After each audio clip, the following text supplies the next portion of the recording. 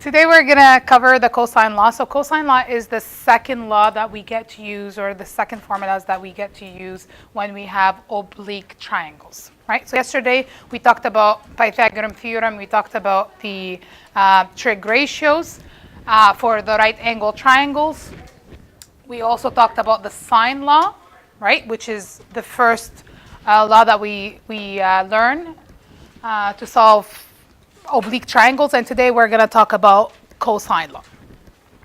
So if you, I don't know if you recall from previous years that there is two different versions of the cosine law, right? And they are just isolation, okay? So let's talk first about the goal of this lesson. So the goal for this lesson is to find the measure of sides and angles in oblique triangles using the cosine law. So we're going to learn when to use the cosine law and how to use it.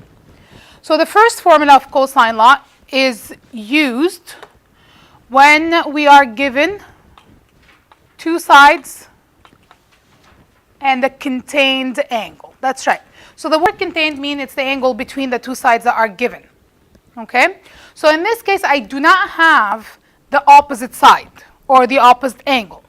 Right? So I have the two sides and one angle. In this case, I'll be looking for the third side. Okay? So that's why my formula starts with a side, but it's a side square, so a squared equals the two given sides, so in this case, b squared plus c squared, and then minus 2bc cos a. So these formulas will be given to you.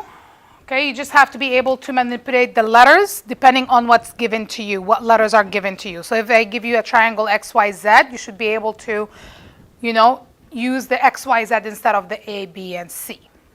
Okay? Now what if I'm given, instead of B and C, I'm given, so let's name the triangle.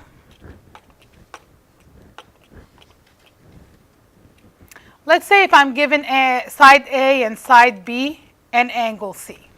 What would I be looking for in this case? I'll be looking for side C. Okay? And then to find side C, what would my formula be?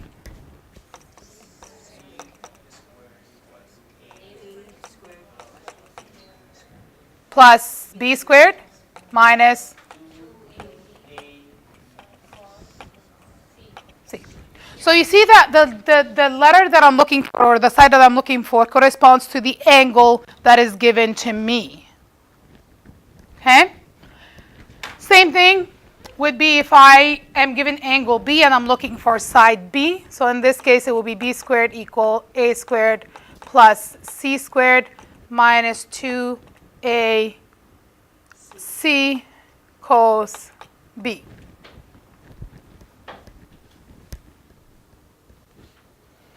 Now, don't forget that at the end, after you find this, after you put your numbers in and then you do your math, you're going to have to square root at the end so you can find the value of C or A or B.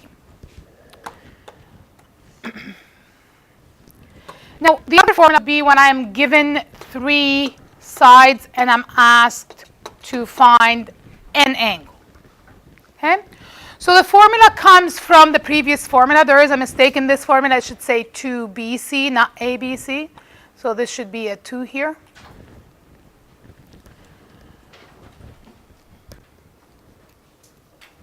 In this case, I'm looking for angle A. So let's say I have A, B, C. I'm looking for angle A. I'm given side A, B, and C. Right? So my formula would be cosine A equals to b squared plus c squared minus a squared over 2bc. Okay? Again, you don't have to memorize these formulas, but just so you know, this comes exactly from this formula right here, from this top formula. I just rearranged for cosine A. Okay? So for cosine B, can you formula for me?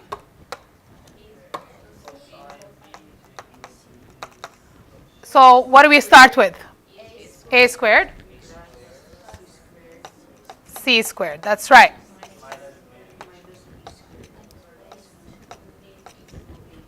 All right. So whatever you're subtracting relates to the angle that you're looking for. So you see cosine B equals to a squared plus c squared minus b squared. So these two correlates. This here, and this, whatever you're subtracting, correlate. Okay? Then for angle C, it's going to be cos C equals to